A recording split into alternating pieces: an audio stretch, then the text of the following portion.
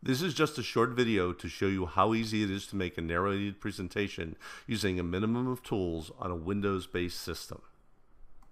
Here's a list of the tools you'll need and one piece of additional hardware that I strongly recommend for better quality audio.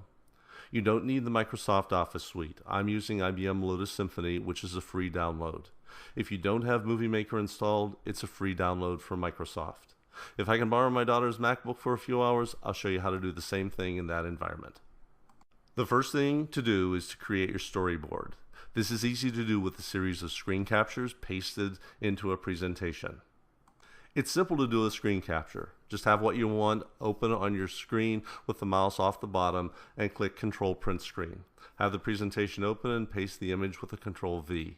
Then just edit it as needed. If you're capturing a web page, use F11 to make the image full page, unless you want the URL or other elements of the page. This shows just a few things that you can add: text, arrows, boxes. Continue building your storyboard until the presentation is complete. Then export it in image format such as JPEG. Make sure you keep the quality as high as possible. The application will export a single image for each slide and number them in the order you have them in the presentation. It really couldn't be a whole lot easier. Now create a script to go with your storyboard.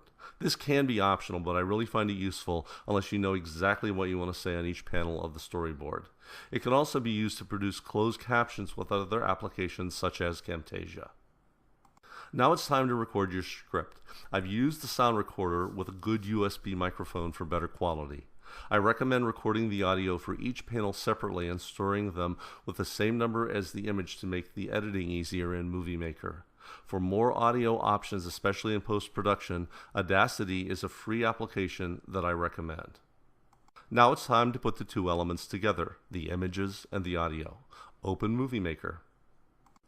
Then open My Computer and navigate to the image files. Highlight all the image files that you will be using. Control A allows you to do this easily. Drag and drop the files onto the right panel of Movie Maker. They will appear in the same order as you saw them. Now choose your transitions. I like to keep it simple by using only one or two. In this presentation, I've used only one, the crossfade. In Why Not Tweet, I use two with a second to separate the two topics. Under Animations, you'll find the transitions, and you can choose to apply a single transition to all slides. I usually don't fade into the first slide, but you can remove that after the Apply to All. Now locate your audio files and drag and drop them onto the right panel of Movie Maker. Control A again to select all of them. If you have numbered them in the same sequence as the slides, they will be in the correct order. But more than likely, the audio and images will not be synchronized. The default for the slides is 7 seconds, and your audio will vary from image to image, as you can see here for my Why Not Tweet. You will need to manually adjust the duration slide by slide. If you hover over the audio, it will tell you the length of the clip. Do the images in order from beginning to end. Double-click on the image you want to adjust and change the duration. I try to keep the change in audio from one clip to the next in the middle of the image transition, but that's just my personal preference. Before saving your work as a movie, be sure to save the project first in case you want to make any changes. Then choose Save Movie. You'll see a lot of options, and what you choose will depend upon a number of factors. When you've chosen, sit back until the rendering is complete. Then review your video, and when you are ready, store it in the location of your choice.